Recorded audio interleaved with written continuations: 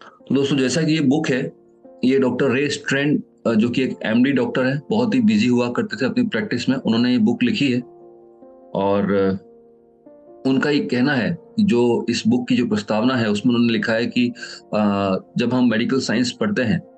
जो allopathy doctor हैं वो कहते हैं कि जब हम मेडिकल साइंस पढ़ते हैं तो वो ये उन्होंने बुक में लिखा है कि सिर्फ 6% डॉक्टर ही ऐसे हैं जो कि न्यूट्रिशन को फोकस करते हैं या न्यूट्रिशन को सीखने की कोशिश करते हैं। बाकी लोग या तो उसको ऑप्शनल सब्जेक्ट के रूप में छोड़ देते हैं, और या फिर इतना इंटरेस्ट से नहीं पढ़ते क्योंकि उनको लगता है कि न्यूट्रिशन तो एक आम चीज है।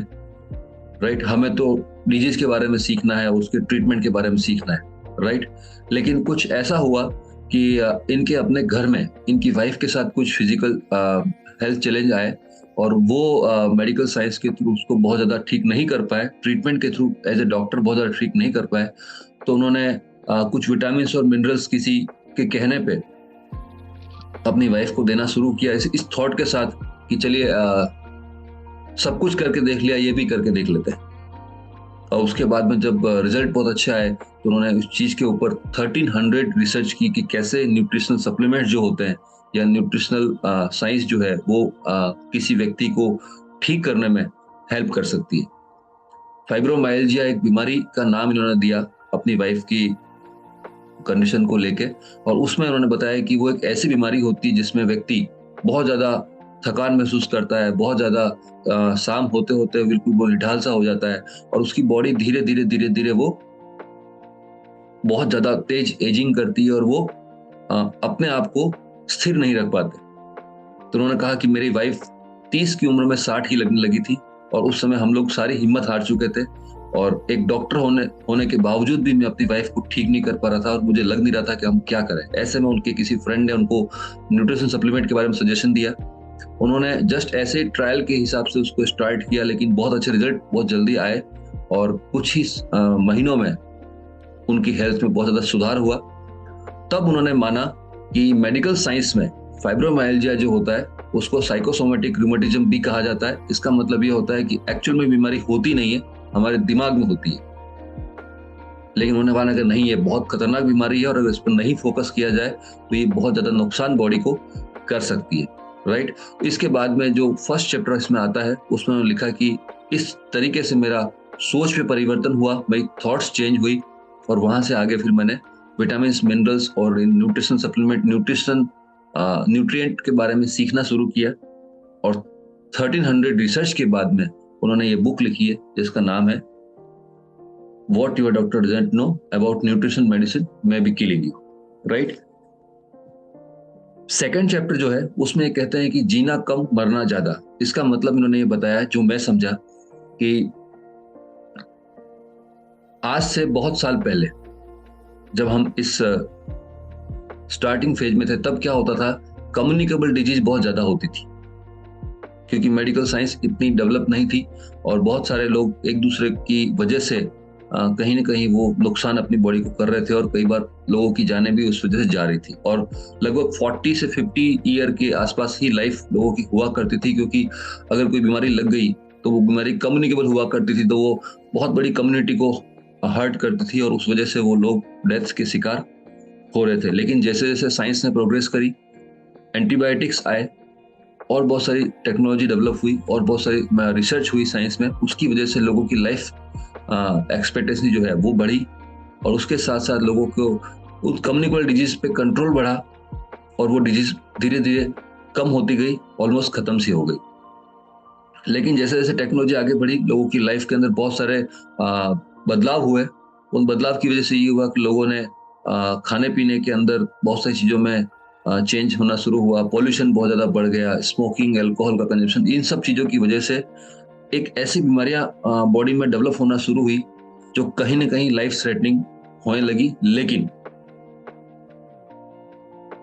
वो धीरे धीरे बढ़ती थी, उनको लाइफस्टाइल डिजीज कहा गया, और इस तरह से उन्होंने बोला कि इस तरह से व्यक्ति दवाओं पर निर्भर होता चला गया, और सीधी भाषा में बोले तो वो जीते हुए भी जी नहीं पा रहा था, और जीते हुए भी वो लाइफ को एंजॉय नहीं कर पा रहा था, नहीं कर पा रहा है। इसलिए उन्होंने उसको बोला कि जीना कम मरना ज्यादा। उसके बाद उन्होंने बोला कि एक्चुअल में जो हमें दिखता है,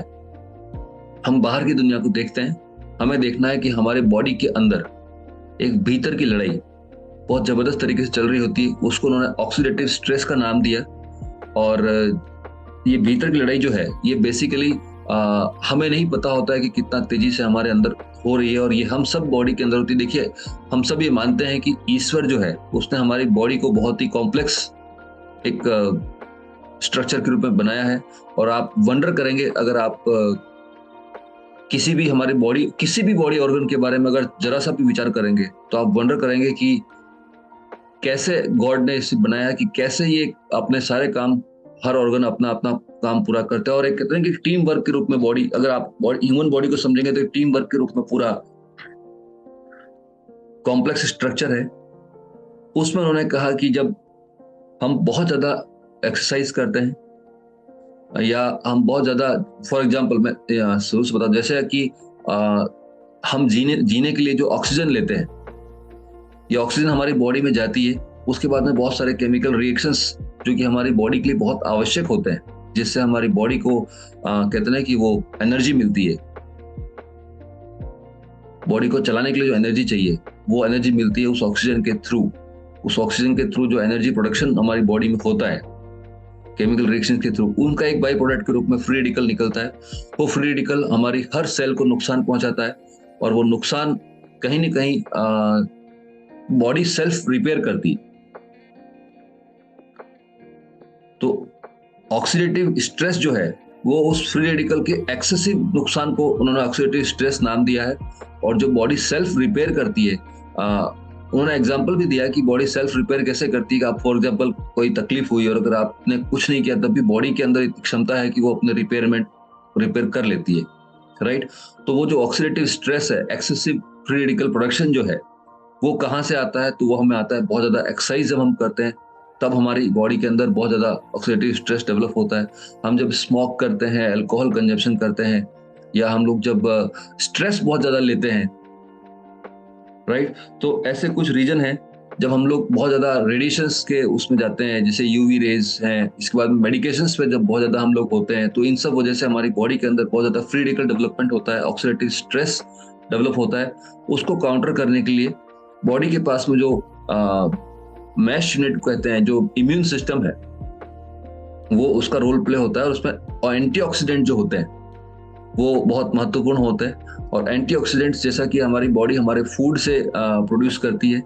और वो उस ऑक्सीडेशन प्रोसेस के अंदर कहीं ना कहीं बॉडी की हेल्प करते हैं, और वो फ्री रेडिकल डेवलपमेंट को खत्म करने में बॉडी की मदद करते हैं। इस तरह से बॉडी इंटरनली और आउटर सपोर्ट से अपने आप को रिपेयर करती रहती है।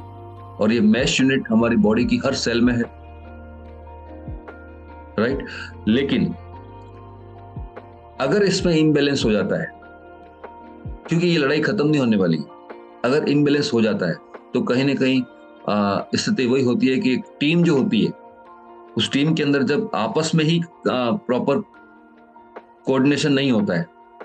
तो वो टीम बिखर जाती है। ऐसे हमारी बॉडी जो होती है वो इन फ्री रेडिकल्स के सामने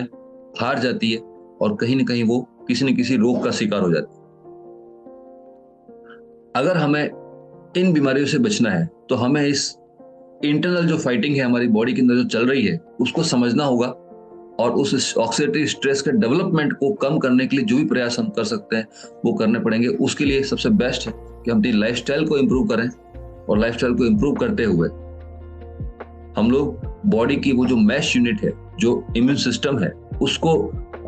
हेल्प करें कि वो अपना काम अच्छे से कर पाए, उसको सपोर्ट करें आउटर सप्लीमेंट्स या आउटर विटामिन और मिनरल्स को लेते हुए, ताकि वो उसकी जो कैपेसिटी है वो और ज्यादा इंक्रीज हो। और इस तरीके से अपनी बॉडी को भविष्य की जो कहते हैं लाइफस्टाइल डिजीज,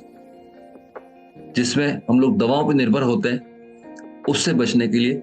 हेल्प कर सके।